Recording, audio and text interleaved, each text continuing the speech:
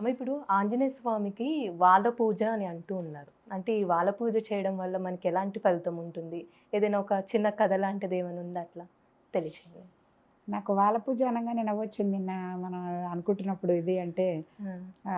సరదాగా చాలా అసలు వాల అంటే ఏంటో తెలియకుండా పూజ ఎట్లా చేస్తారు కొంతమంది అని కదా! హ్మ్. అంటే దీన్నే సరదాగా ఒకసారి విశ్వనాథ్ గారి సినిమాలో గూడా ఒక సరదాగా చూపిచ్చారు. హ్మ్. ఆ అమ్మాయి పూజలు పిచ్చి హస్బెండ్ అండ్ వైఫ్‌కి. హ్మ్. ఆ ఆ! ఫోటోలన్నీ కూడా హారతులిచ్చి నల్ల నల్లగా అయిపోతాయి. కదా! అవునవును. ఆ! వాలమో, తొండమో తెలియకుండా పూజ చేస్తే ఫలితం ఎలా వస్తుంది అంటాడాయన. హ్మ్. కరెక్ట్‌గా నాకదే గుర్తొచ్చింది టైటిల్ చూడంగానే అనమాట. ఓకే. వాల పూజ అంటే అసలు వాల అంటే ఏమిటి అనంటే ఇంగ్లీష్‌లో, తెలుగులో రాసినప్పుడు మనకు కొంచెం వేరు వేరేగా ఉంటుంది. తోక. హ్మ్. అవును. తోకని వాల అంటారు. తొండంనేమో తొండం అది హ్మ్. వేరేది. హనుమంతుడికి పూజ చేసుకునేటప్పుడు ముఖ్యంగా ఈ తోకకి హనుమంతుడికి ముఖ్యమైన శరీర భాగంలో ముఖ్యంగా ఉండేది తోక. హ్మ్. ఆ తోకతో మనం ఏమేం చేశాడో మనం రామాయణంలో కూడా చూసాం. అవును. రావణాసురుడి సభకి లంకా దహనం చేసినప్పుడు పట్టుకుని తీసుకెళ్ళినప్పుడు తనని అవమానం చేయడానికని సింహాసనం కూడా ఆఫర్ చేయకుండా తన ఎత్తు సింహాసనం మీద కూర్చుని ఉంటే ఈ హ్మ్. తోకని మొత్తం తిప్పి పెద్ద ఎత్తుగా తనకంటే ఎత్తుగా సింహాసనం చేసుకుని దాని మీద ఎక్కి కూర్చున్నాడు. ఆ హ్మ్. తోకతో ఎంతమందిని కాల్చాడో ఎంతమందిని దండం చేశాడో తెలీదు. తెలిసింది. ఆ! దుష్టశక్తులు వస్తే కూడా తోకతో ఒక తోపు తోసేస్తాడు. హ్మ్. అంత పవర్ఫుల్ హనుమంతుడికి తోక. ఓకే. అందుకని చెప్పేసి ఆ తోకని గనక పూజ చేస్తే వాలంకి పూజ చేస్తే చాలా ఫలితం ఉంటుంది చాలా తొందరగా అని చెప్పి చెప్తారు. యూజువల్గా దీనికి 41 రోజులు అట్లా చేస్తారని విన్నాను. హ్మ్. ఈ పూజ చేసేవాళ్ళు కొంతమంది అలా చేసే పండితులు వీళ్ళు చెప్పారు 41 రోజులు కంటిన్యూస్గా చేస్తారని. ఓకే. చాలా నియమనిష్టలతో చేస్తారని. ఎలా చేస్తారంటే ముందు శుచిగా పూజ గదంతా రెడీ పెట్టుకుని హనుమంతుడికి తోక ఉన్న ఫోటో ఒకటి ఏర్పాటు చేసుకుని హ్మ్. ఆ తోక ఎక్కడ మొదలవుతుంది మనకు వీపు దగ్గర కింద ఎక్కడ మొదలవుతుందో ఫస్ట్ డే పూజ చేసుకున్నాక అక్కడ సింధూరము అంటే గంధము ఈ హ్మ్. ఉంటుంది కదా ఆ గంధము సింధూరము అక్కడ పెట్టి ఓకే. ఒక బొట్టు హ్మ్.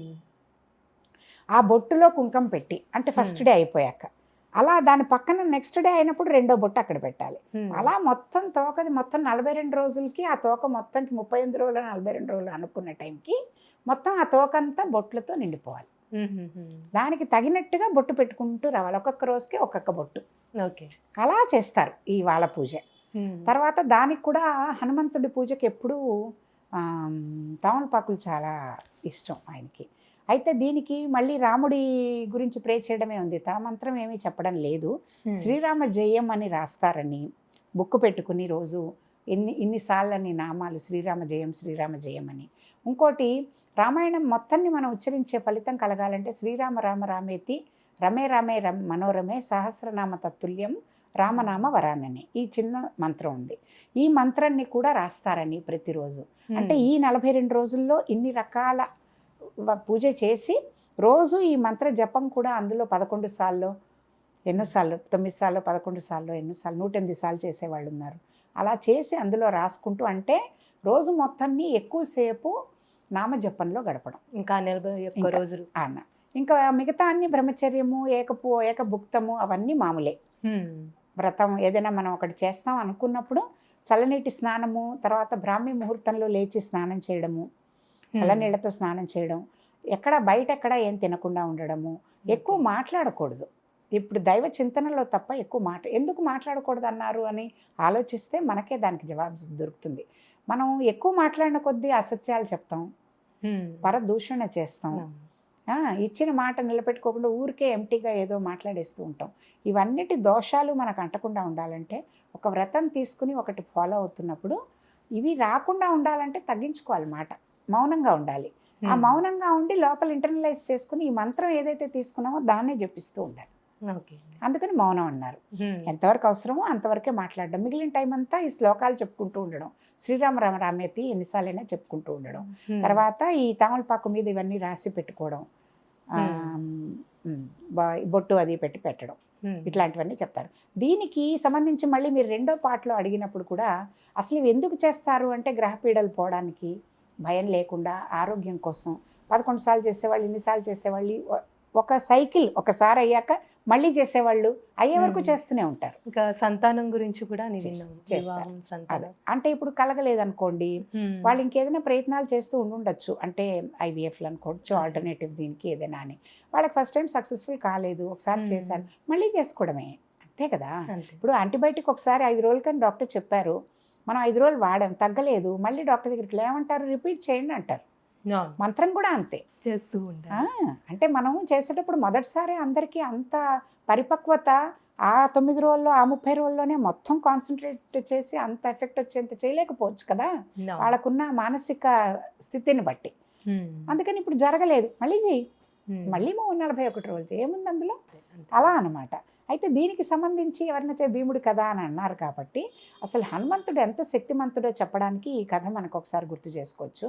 భారతంలో ఈ కథ చెప్పేటప్పుడు ఏం చెప్తారంటే, భీముడు ఒకసారి పారిజాతం చెట్టు ఒకటి కావాలని చెప్పి దాన్ని వెతుక్కుంటూ బయలుదేరట. పారిజాతం చెట్టు కావాలని ద్రౌపది అడుగుతుంది, అది తీసుకొచ్చి తన దగ్గర పెట్టుకోవడానికి అని చెప్పి అని వెళ్తున్నప్పుడు దారిలో హనుమంతుడు అప్పటికి, అంటే ఈ యుగంలో కాదు కదా, అతను చిరంజీవి, ముందు యుగం నుంచి ఉన్నాడు, చాలా ముసలి వేషంలో తనకు కనపడి ఓ మూల అక్కడ అలా పడుకుని ఉంటాడు, తోక ఇలా అడ్డంగా పెట్టి, తను వెళ్ళే దారిలో తోకని ఇలా పొడుగ్గా పెట్టేసరికి ఈ భీముడు వెళ్తూ వెళ్తూ సరే ఆగి తోకని పక్కకి జరపమంటాడు.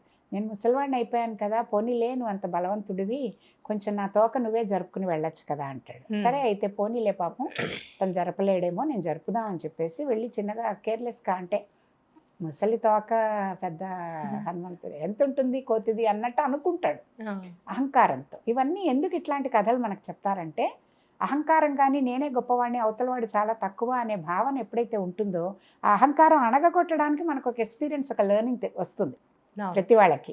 దాని నుంచి మనం నేర్చుకుంటే అహంకారం పోతుంది, లేదా ఇంకా అహంకారంలో అలాగే పడి కొట్టుకుంటూ ఉంటాం, మళ్ళీ బాగా దెబ్బలు తగులుతాయి మనకి. సో ఇక్కడ ఏమైంది, భీముడు అలాగే కేర్లెస్గా తీయడానికి ట్రై చేసినప్పుడు అది కదలదు.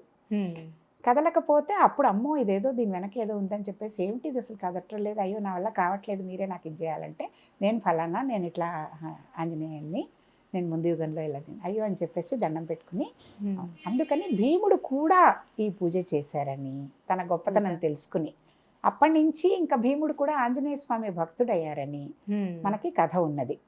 అంటే అంత పవర్ఫుల్ వేరే యుగాలు. చిరంజీవి కదా హనుమంతుడు అని దాని వెనక కూడా లాజిక్ నేను ఆలోచించాను. చిరంజీవి హనుమంతుడు ఎప్పటికీ ఉంటాడు అంటే అర్థం ఏం చేసుకోవాలంటే, మనం వాయుపుత్రుడు, గాలి ఎప్పుడు ఉంటుందిగా, పంచభూతాల్లో వాయుపుత్రుడు అంటే గాలికి పుట్టిన శక్తిమంతుడు హనుమంతుడు, వాయునందనుడు అంటారు. మరి గాలి లేకుండా పంచభూతాలు లేకుండా ఏ యుగంలో ఎప్పుడైనా ఉంటుందా? కాబట్టి ఆయన చిరంజీవి ఎప్పుడూ ఉంటాడు. కాబట్టి ఆ గాలి అనే పంచభూతాన్ని ఆంజనేయ స్వామి రూపంలో కొలుచుకోవడము మనం చేసుకుంటున్న పూజా విధానం. ఇది అలా అర్థం చేసుకోవాలి. వాళ్ళ పూజకి ఇలా దీక్షలో ఉన్నప్పుడు మనం ఒక్కొక్క బొట్టు పెట్టుకుంటూ ఇలా చేస్తారని, ఇన్ని రోజులు పూర్తయ్యాక మామూలుగానే దీక్ష, అరటిపండు, కొబ్బరికాయ, పానకం, వడపప్పు ఇవన్నీ కంపల్సరీ. ఈ నైవేద్యాలు పెట్టి వడమాల వేసి, ఆంజనేయ స్వామికి సంబంధించింది ఏదైనా తమలపాకు మాల, వడమాల కంపల్సరీ వేయాలి. ఇవన్నీ వేసి పూజ పూర్తి చేసుకుంటారు. చాలా చక్కగా తెలియజేశారమ్మా, ధన్యవాదాలు.